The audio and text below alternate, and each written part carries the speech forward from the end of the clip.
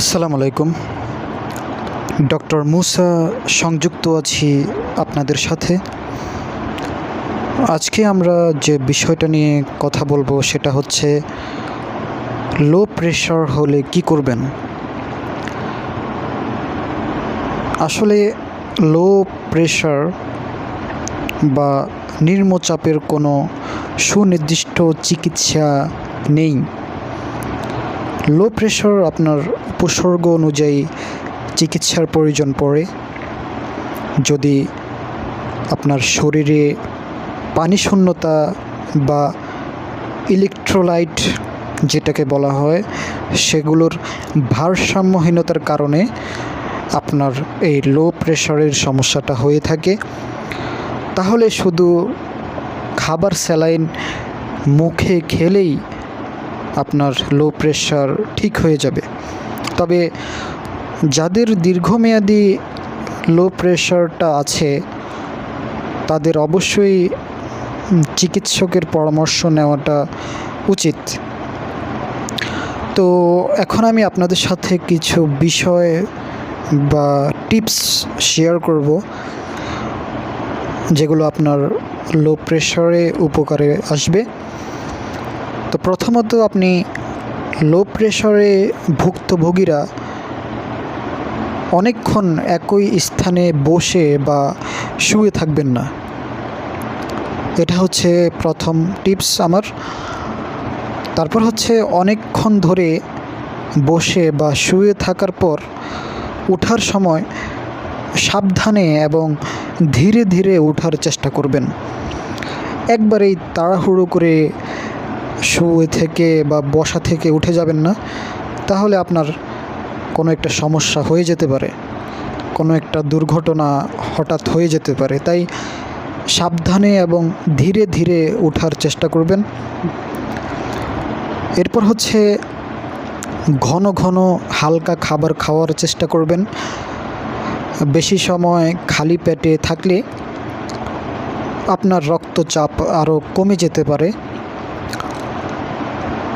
এরপর হচ্ছে পর্যাপ্ত পরিমাণে পানি খাবেন।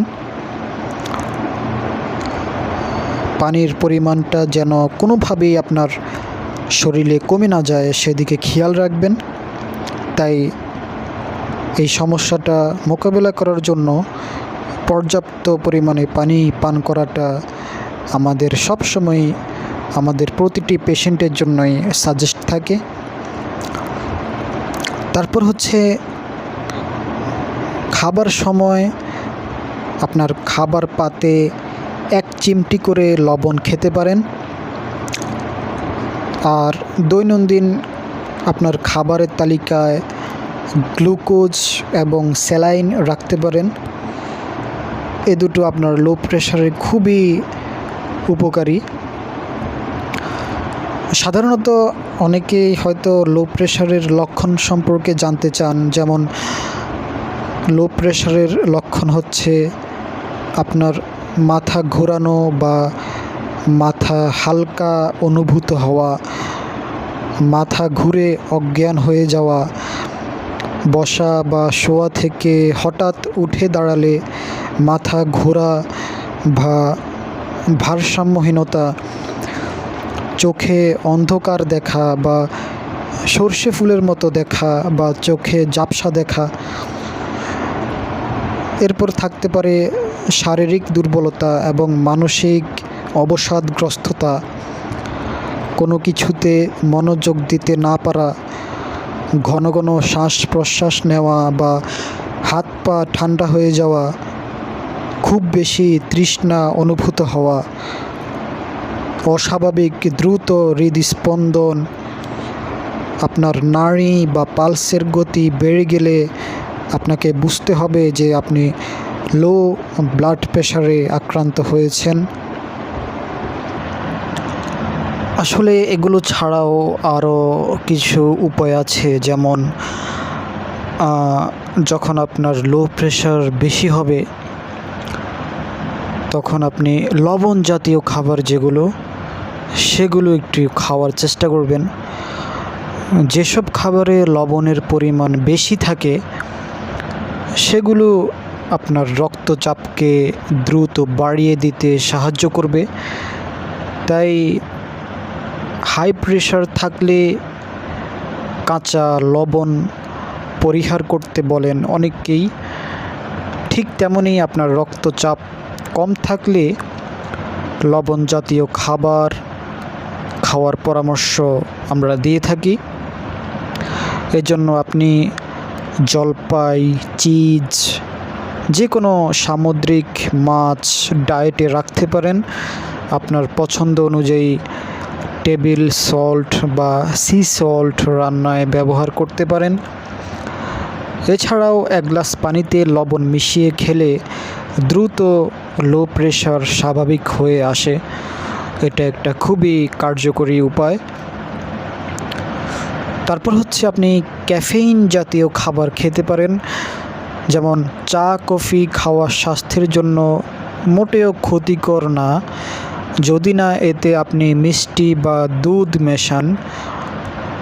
যেমন ব্ল্যাক কফি বা চা খেলে দ্রুত হার্ট রেট বাড়ে, সাময়িকভাবে বাড়িয়ে দেয় আপনার রক্তচাপ, তবে এটার প্রভাব কম সময়ের জন্য থাকে। এছাড়াও সবার ক্ষেত্রেই যে ক্যাফেইন রক্তচাপটা বাড়বে তারও কোনো নিশ্চয়তা নেই। হঠাৎ যদি প্রেশার লো হয়ে পড়ে এবং আপনি অসুস্থ বোধ করেন, তখন সাময়িক সুস্থতার জন্য আপনি চা বা কফি পান করতে পারেন। এরপর আমরা আগেও বলেছি যে পানির বিকল্প আসলে কিছুই নেই। জীবন বাঁচাতে পানি তো পান করতেই হবে, তবে শরীরকে হাইড্রেট রাখতে দিনে কমপক্ষে 8 গ্লাস পানি পান করতেই হবে। পাশাপাশি আপনাকে তরল পানীয়, যা পানির সাপ্লিমেন্ট হিসেবে কাজ করবে, তা খেতে হবে। শরীর আপনার ডিহাইড্রেট হয়ে গেলে আপনার ব্লাড ভলিউম কমে যায়, যার ফলে আপনার রক্তচাপটাও কমে যায়।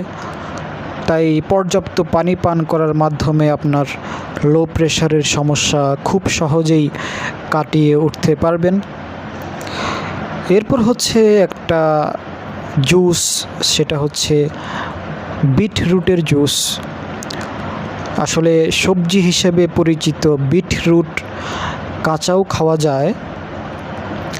লাল টকটকে এই সবজির আছে নানা উপকার। বিটরুট দ্রুত রক্তচাপ বাড়িয়ে দিতে পারে, তাই লো প্রেশারের সমস্যা কাটিয়ে উঠতে আপনি বিটের জুস খেতে পারেন। এছাড়াও এই সবজি ডায়েটে প্রতিদিন আপনি রাখতে পারেন। তারপর হচ্ছে আপনি খাবার খাবেন সময় মেনে। অনেকেই প্রতিবেলার খাবার সময় মেনে খান না, যার ফলে আপনার দ্রুত প্রেশার নেমে যেতে পারে। অনেকেই সকালের নাস্তা না করে দুপুরে খায়, আবার দুপুরে না খেয়ে রাতে খায়। এভাবে খাদ্যাভ্যাসের রুটিন করলে আপনার শরীর সুস্থ হওয়ার বদলে অসুস্থই হয়ে পড়বে বেশি।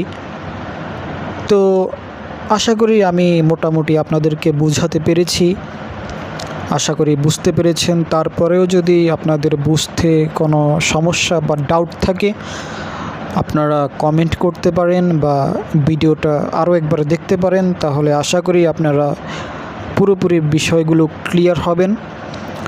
তো আজ আর বেশি কথা বাড়াবো না, ভিডিওটা এমনিতেই অনেক লম্বা হয়ে গিয়েছে। সবাই ভালো থাকবেন, সুস্থ থাকবেন। আল্লাহ হাফেজ।